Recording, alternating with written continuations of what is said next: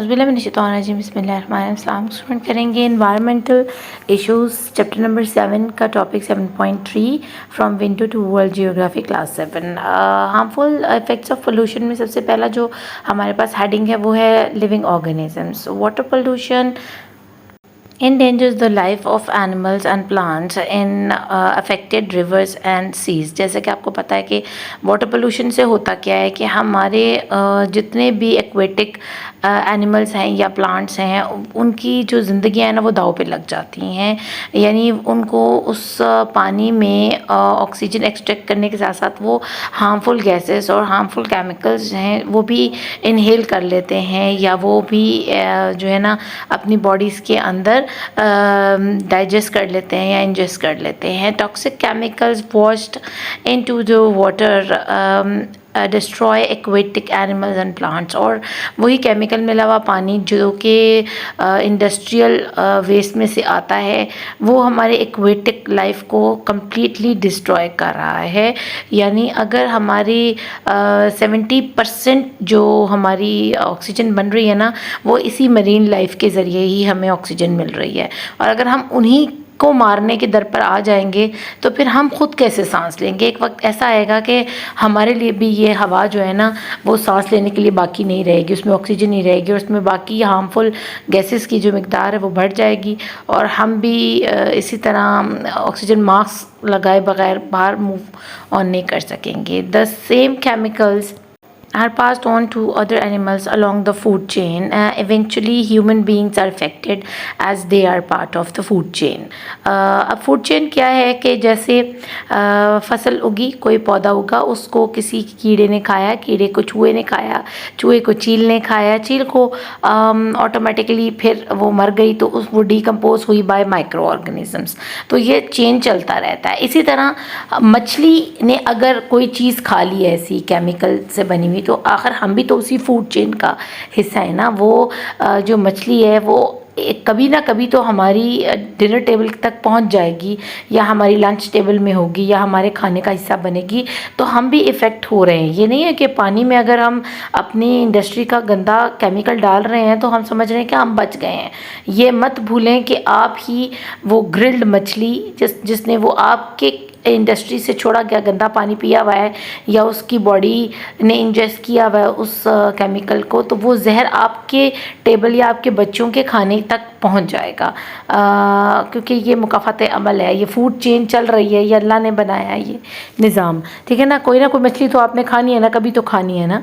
तो हम भी क्योंकि इसी फूड चेन का हिस्सा है। For example high level of mercury, a toxic metal, is passed on to fish that feeds on marine microorganisms। क्या होता है, क्या है ये चेन चल कैसे रही है कि मछली ने जो माइक्रो ऑर्गेनिजम्स खाए ना, छोटे मोटे कीड़े जो कि आप नेकेड आई से नहीं देख सकते, वो माइक्रो ऑर्गेनिज्म उनको कहा इसलिए जाता है कि उनको माइक्रोस्कोपिक वे से देखा जा सकता है, अदरवाइज़ आप उनको देख नहीं सकते। तो मछली वो जो खाती है ना, अब उनके अंदर क्या मौजूद है, उसमें हाई लेवल ऑफ मर्करी मौजूद है। उन माइक्रो ऑर्गेनिजम्स ने डिकम्पोज करने की कोशिश की है किसी किस्म की पोल्यूशन को या किसी प्लास्टिक को या किसी भी इस किस्म की चीज़ को डिकम्पोज करने की कोशिश की है, क्योंकि माइक्रो ऑर्गेनिजम्स का काम यही है। अब माइक्रो ऑर्गेनिजम्स खा लिए मछली ने, अब मछली के अंदर पास ऑन हो गई है वही मरकरी जो कि एक जहरीला मेटल है, ठीक है। और अब यही मछली जो है ना क्या हो रही है, the mercury gets into the human body when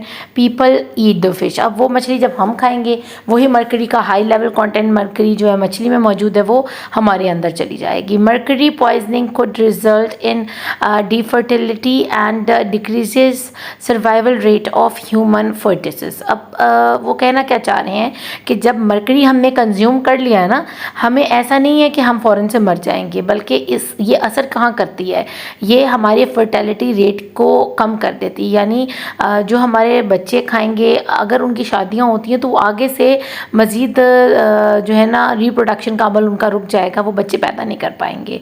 और वो मरकरी उनके, अगर वो बच्चे पैदा भी होंगे तो या तो वो जहनी मरीज़ होंगे, ठीक है, या वो हैंडी जो कहते हैं ना आप हैंडीकैप्ड होंगे, या फिर वो उन माजूर पैदा होंगे हाथ पाँव से, या फिर वो बचेंगे नहीं। अव्वल तो वो पैदा ही नहीं होंगे, क्योंकि आपने इतनी ज़्यादा हाई कंटेंट ऑफ मर्करी जो है ना वो अपने अंदर बॉडी के अंदर जो है ना वो पेनिट्रेट करवा लिया है, या आपने उसको अपने अंदर समझ लें कि ज़ख़ीरा कर लिया। अब वो आहिस्ता आहिस्ता आपके गुर्दों को ज़ाया करेगा, आपकी आँखों को जो आईसाइट को कमज़ोर करेगा, आपकी मेमोरी को डैमेज करेगा, और आहिस्ता आहिस्ता दिल पर भी असर करेगा। तो ये मरकरी क्योंकि एक पॉइजनस मेटल है, तो ये एकदम से असर नहीं करता, ये खामोश कातिल है। अब जो ये कतरे पिलाते हैं, मैं वैसे ये तो लड़ाई वाली बात हो जाएगी, लेकिन कुछ लोग समझते हैं जी हम बहुत अच्छा काम कर रहे हैं। ये मेरी बात सुने, ये यूनिसेफ को सिर्फ ज़ोर कतरे पिलाने पर क्यों है बच्चों को ये पोलियो ड्रॉप्स। आप बच्चों को एक प्रॉपर हाइजेनिक माहौल भी तो प्रोवाइड कर सकते हैं ना। जितने पैसे आप इन कतरों पर लगा रहे हैं, आप उनकी खाने पर, उनकी खुराक पर गवर्नमेंट को आप पैसा दें कि हर घर में जितने बच्चे हैं उस हिसाब से उनकी पढ़ाई, उनका खाना गवर्नमेंट के ज़िम्मे हो, जैसे कि बाकी कंट्रीज़ में होता है। अब्रॉड के अंदर यही होता है कि 17 साल तक गवर्नमेंट जो है वो पे करती है, बच्चे का खाना, कपड़े, उसकी पढ़ाई, सब कुछ वो देखती है। तो ये जो हमें हमारे बच्चों को ये जो डोज़ दी जा रही है ना, ये मरकरी डोज़ है, ताकि इनकी नस्ल ना बढ़ सके, और नस्ल नहीं बढ़ेगी तो कभी ना कभी तो ये मुल्क तबाह होगा। इसमें लोग ही नहीं बचेंगे तो ये हमारे साथ मुकाबला कैसे करेंगे। तो बस ये डेड पॉइजनिंग है जो हमें दी जा रही है। Oil spills are detrimentals on marine life. अब ऑयल स्पिल्स जो है ना वो भी हर वक्त ख़तरे की घंटी बजा रहे हैं, मरीन लाइफ के मारने का सबब है। यानी जो मछलियां हैं वो ऑयल स्पिल्स की वजह से, वो ऑयल स्पिल्स क्या हैं, वो आपकी रिग में से भी निकल सकते हैं, जहाँ से ड्रिल करके समंदर की तह के अंदर से तेल को बाहर निकाला जाता है, या फिर आपके जो बहरी जहाज़ हैं अगर वो डैमेज हो जाता है तो उसमें से भी वो स्पिल्स जो है ना ऑयल के या वेस्टेड ऑयल जो है वो पानी में डाल देते हैं समंदर के। तो उससे क्या हो रहा है, अभी पीछे इन्होंने बताया था कि 2010 में since the 2010 of spill in the gulf of Mexico के गल्फ़ के अंदर जब ये स्पिल हुआ था तो तकरीबन 87 डेज़ तक ये कंटिन्यूस इसमें से तेल निकलता रहा समंदर के अंदर, ठीक है।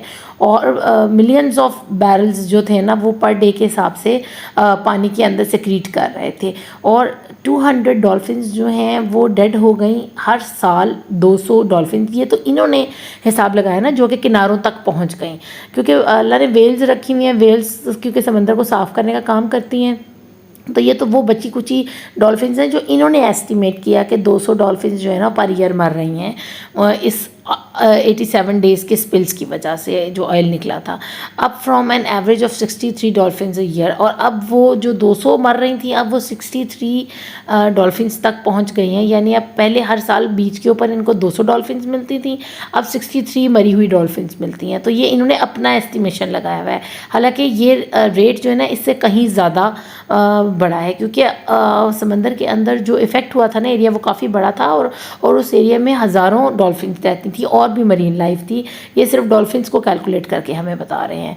The number of dolphins death only decreases the 5 year later after the oil spill, और इस ऑयल स्पिल के तकरीबन 5 साल के बाद, यानी 5 साल तक मुसलसल 200 डॉल्फिन्स इनको मरी हुई शोर्स के ऊपर से मिली, और फिर 5 साल के बाद यानी 2015 से 63 डॉल्फिन्स का रेट था पर ईयर जो इनको मरी हुई मिलती थी शोर्स के ऊपर से।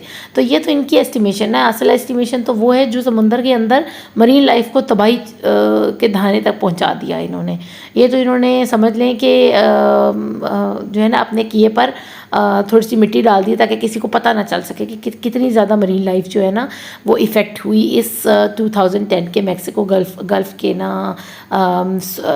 स्पिल की वजह से। आगे पढ़ लेते हैं health. Pollution effects over billions people around the world, यानी बिलियंस ऑफ पीपल जो है ना लाखों लोग हैं इस पोल्यूशन की वजह से इफ़ेक्ट हुए हैं और मौत के मुंह में चले गए। Millions are poisoned and killed each year as a result of pollution. इस पोल्यूशन की वजह से वो या तो पॉइजनस किस तरह क्या केमिकल मिला पानी पी लिया उन्होंने, या उनका काम इस तरह का था कि वो ज़्यादातर उनका जो एक्सपोजर है ना वो बाहर के इलाकों में था जहाँ पर इंडस्ट्री है, तो वो धुआं सूंघ के वो इस काबिल ही नहीं रहे कि वो बच सके करके उनके गुर्दे फेल हो गए या उनकी सडन डेथ हो गई, द वर्ल्ड हेल्थ ऑर्गेनाइजेशन जिसको हु कहते हैं, उसने एस्टिमेट लगाया है that 25% of all deaths in the developing countries are directly attributable to environmental factors. अब अगर डेवलपिंग कंट्रीज़ की बात करें ना, जो तरक्की पजीर ममालिक हैं, जो अभी जैसे पाकिस्तान है या इंडिया है, तो वहाँ पर ज़्यादातर 25% जो अमवात हुई हैं ना, वो इस तरह नहीं हुई कि एक्सीडेंट से मर गया या कोई बहुत पुराना मर्ज़ लाहक था तो वो मर गया या किसी ने कत्ल कर दिया तो वो मर गया। असल में 25% जो डेथ हुई हैं वो इसी एनवायरमेंटल फैक्टर्स की वजह से हुई हैं। हवा में जहर है, पानी में जहर है, ज़मीन पर जहर है, तो वो इस वजह से लोगों की मौत हुई है। All types of pollution affects people's health. किसी भी किस्म की पोल्यूशन हो, चाहे वो लैंड हो, एयर हो, वाटर पोल्यूशन हो, वो आपकी हेल्थ को, इंसानों की हेल्थ को इफ़ेक्ट करती है। Improper disposal of rubbish feeds pests and carriers of diseases such as mosquitoes and rats। अब क्या हो रहा है कि जो डिस्पोज़ल नहीं किया गया, प्रॉपर तरीके से डिस्पोज़ ऑफ नहीं किया गया, ठिकाने नहीं लगाया गया जो कूड़ा है, अब उसके अंदर मच्छर भी पल रहे हैं, कीड़े भी पल रहे हैं, उसी पर जो है ना चूहे भी दौड़ रहे हैं।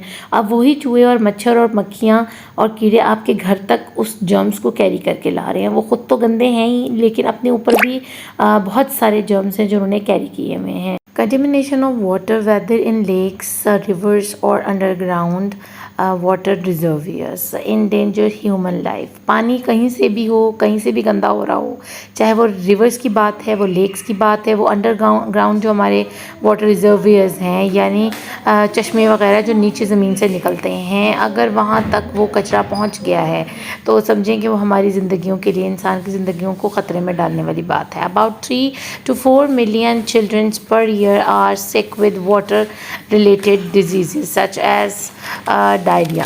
लाखों बच्चे हर साल जो है ना वो डायरिया की वजह से, जो लूज़ मोशंस और वॉमिटिंग होती है गंदे पानी पीने की वजह से या गंदी जगहों से या मक्खियों से या मच्छरों से, तो वो जब बीमार पड़ते हैं ना तो वो सर्वाइव नहीं कर पाते और दुनिया से चले जाते हैं। As a result they are often malnourished. अब होता क्या है कि अगर वो मरते नहीं हैं ना तो वो सूखे का शिकार हो जाते हैं, उनकी बॉडीज़ जो है ना बहुत ज़्यादा वीक हो जाती हैं और उनकी स्किनी हो जाते हैं, बहुत ज़्यादा ना पतले से हो जाते हैं। आपने अक्सर तस्वीरें देखी होंगी ऐसे बच्चों की। अब हेल्थ के जो इफ़ेक्ट करते हैं 2 फैक्टर्स, वो तो हमने पढ़ लिए, जो कि जिनमें लैंड पोल्यूशन और वाटर पोल्यूशन हमने पढ़ लिया। लास्ट उन्होंने हेल्थ हज़ार्ड जो बताया है वो एयर पोल्यूशन को भी इन्वॉल्व किया है उन्होंने इसमें। Can cause respiratory illness, lung cancer, heart disease, damage to organs and skin disease. तो एयर पोल्यूशन भी कंट्रीब्यूट कर रहा है हेल्थ की इलनेस के अंदर। वो कैसे कि हमारे सांस लेने के जो अमल है उसको तंगी होती है, हमें हम बीमारियों का शिकार होते हैं जैसे खांसी, नज़ला, ज़ुकाम, और इसके अलावा हमें फेफड़ों का कैंसर हो जाता है, दिल की बीमारियां हो जाती हैं, और हमारे बाकी ऑर्गन्स जो हैं दिल के अलावा हमारे लिवर है वो डैमेज होता है, हमारी आँखें हैं, हमारे स्किन रिलेटेड प्रॉब्लम्स हैं जिनमें एक्ज़ामा वगैरह है, हमारे चेहरे पर दानों का बढ़ जाना या एलर्जीज़ का हो जाना या स्किन टैन हो जाना या और तरह की ख़ारिश वगैरह जिस्म को लग जाना। तो ये सारी चीज़ें एयर पोल्यूशन के ज़िम्मे में आती हैं कि जैसे ही हमारा एक्सपोजर होता है, बाहर हम निकलते हैं अपने घरों से, तो वो जो हवा है वो भरी हुई है उन हार्मफुल गैसेस और हार्मफुल सब्सटेंसेस से, जिसको हम इनहेल भी कर रहे हैं और अपनी बॉडी के साथ स्टिक ऑन भी कर रहे हैं। तो ये थे हमारे हेल्थ के hazards of 3 types of water, land and air pollution. ये थे हमारे हार्मफुल इफ़ेक्ट्स ऑफ पोल्यूशन, और इंशाल्लाह ताला हम अपने नेक्स्ट जो टॉपिक है उसको कवर करेंगे वो next video. Thanks for watching. अल्लाह निगहबान।